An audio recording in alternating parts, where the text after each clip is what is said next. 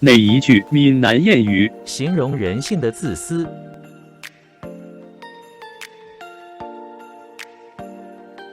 闽南谚语取材于台湾闽南语常用词词典。欢迎乡亲们转发到自己的聊天组群，协助推广咱们的母语。多谢，感恩。闽南谚语：别人的囝死袂了，别人的小孩死不完，形容人性的自私，常把自己不愿意的事情推给别人。